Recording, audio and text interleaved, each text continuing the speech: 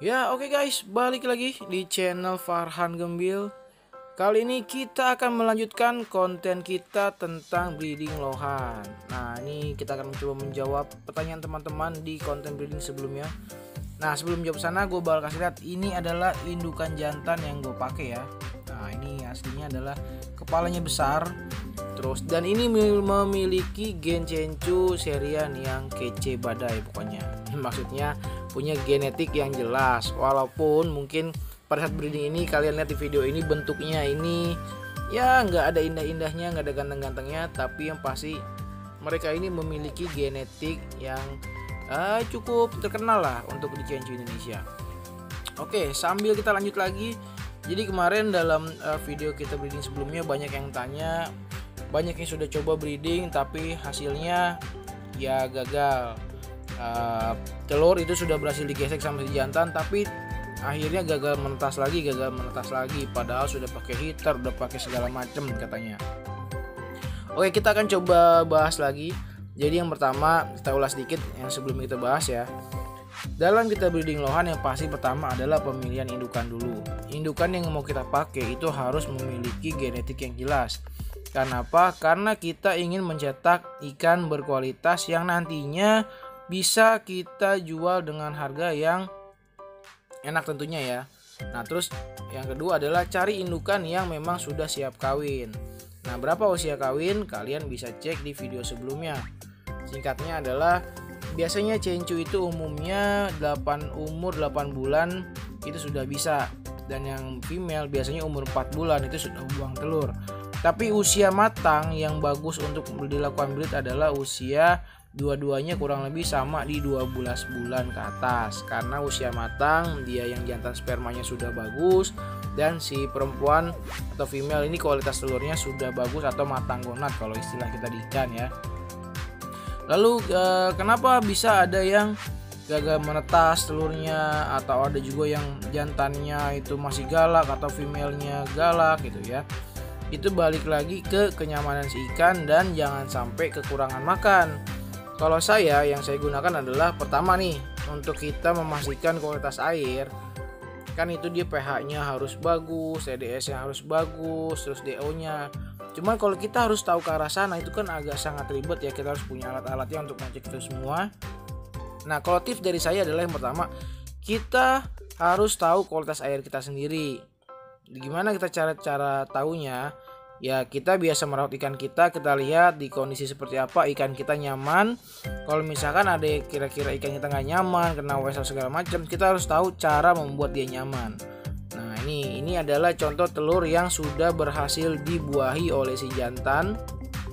Dan lihat ini sudah mulai menetas. Ini kurang lebih sekitar 48 jam atau 2 sampai 3 hari setelah telur digesek. Nah dia sudah mulai menetas. Nah tipsnya adalah pertama ketika kita akan breeding siapkan dulu tempatnya. Kalau saya kebetulan ini akuarium yang saya pakai sebenarnya nggak begitu besar. Akuariumnya cuman ukuran panjang 60, lebar 40 dan tingginya 40. Tapi ikannya karena merasa nyaman dan ukuran juga nggak terlalu besar, jadi mereka tetap bisa melakukan breeding di sini. Setelah tempat ini saya siapkan, saya selalu menggunakan ini. Saya sambil memberitahu kepada teman-teman bahwa ini bukan hanya sekedar endorse ya, tapi memang produk ini saya pakai. Kebetulan saya setiap produk yang saya jelaskan atau saya review berulang-ulang itu memang sudah terbukti bermanfaat di saya. Nah, ketika akuarium masih kosong, saya berikan Biotrend kurang lebih 2 tutup botol. Lalu saya isi airnya dan saya kasih garam ikan dan juga mineral dari Tricora series. Nah setelah itu ya udah kita nyalain filtrasinya segala macam. Yang penting tetap sudah berjalan normal seperti biasa. Ketika sudah sekitar 6 jam kita masukkan indukan kita yang akan kita breeding. Nah sambil kita lihat bagaimana kondisi fan dari keduanya atau kelamin dari keduanya, apakah sudah siap. Sudah siap itu dalam arti sudah mulai muncul gitu ya atau nongol. Lalu kita lakukan pairing. Gimana cara pairingnya? Seperti pada video sebelumnya, kita ketemukan dulu mereka berdua apakah mereka sudah jodoh atau belum. Tandanya sudah jodoh adalah ketika mereka bertemu mereka tidak saling menyerang atau salah satunya tidak menyerang.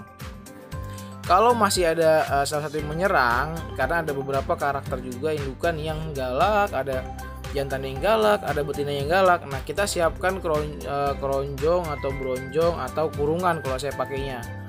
Masing-masing sih ya, ada yang pakai dengan sistem sekat kaca. Kalau saya lebih suka dengan sistem bronjong. Jadi si female kita tutupin, kita taruh cobek di bawah bronjongnya itu, kita tutupin female di sana. Nanti setelah 1 hari kita tes buka lagi bronjongnya apakah mereka sudah jodoh atau belum. Nah, kalau misalkan memang masih belum jodoh juga, kita biarin aja si female tetap bertelur di dalam bronjongnya. Ketika bronjongnya sudah mulai ada telurnya dalam waktu 2 jam, langsung kita geser female dalam bronjong itu, kita keluarin, kita geser di sampingnya biar telur itu bisa dibuahi oleh si jantan. Nah, itu adalah tipsnya. Nah, sebelum female ini mengeluarkan telur, kalau saya biasanya per hari itu saya kuras air kurang lebih 20%. Jadi 20% saya buang dan saya kasih air baru. Nanti kalau misalkan sudah ada tanda-tanda fan si female ini makin menonjol keluar, langsung buru-buru kalian kuras sekitar 20-30%. Nah, biarin aja. Kita tunggu sampai nanti si betinanya keluar, langsung nanti akan dibuahin oleh jantan. Nah, ada yang bilang telur ini bagusnya kita kasih heater dalam keadaan hangat. Itu ya, itu banyak juga yang pakai seperti itu, tapi kebetulan yang saya gunakan ini tidak. Saya nggak pakai heater karena saya ingin tahu bagaimana kualitas air ini, dan ternyata alhamdulillah berhasil.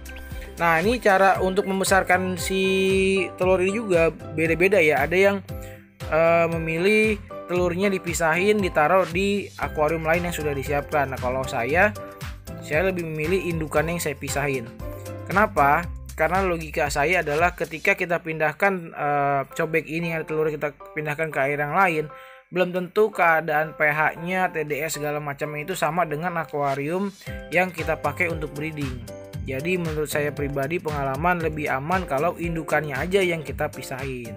Nah, seperti ini adalah kondisi telur sudah mulai menetas, di mana ekornya sudah mulai kelihatan, bentuk rupa seperti ikannya sudah kelihatan, tapi dia masih menempel ya. Dia masih menempel satu dengan lainnya, tapi sudah mulai gerak-gerak, tapi belum bisa berenang. Nah, ini hasilnya lumayan banyak banget, karena tadi pakan yang saya gunakan adalah full alami, yaitu cacing beku dan udang. Khusus untuk breeding, saya fokus lebih banyak ngasih udangnya daripada cacing bekunya. Untuk yang lebih detail, kalian bisa cek di postingan video saya sebelumnya tentang breeding. Ini adalah part 4-nya. Kita bahas tentang breeding.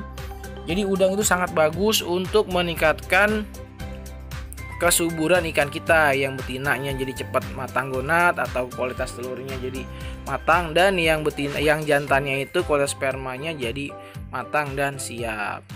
Nah, lihat ini hari berikutnya dia sudah mulai kelihatan, mulai pelan-pelan bergerak-bergerak, berenang-berenang, tapi masih tetap bergandengan tangan dengan saudara-saudara yang lainnya, masih bergelantungan. Nah, di next konten nanti saya akan kasih lihat bagaimana perkembangan burayak-burayak ini dari baru menetas terus sampai dia belajar berenang sampai dengan kondisi terkininya.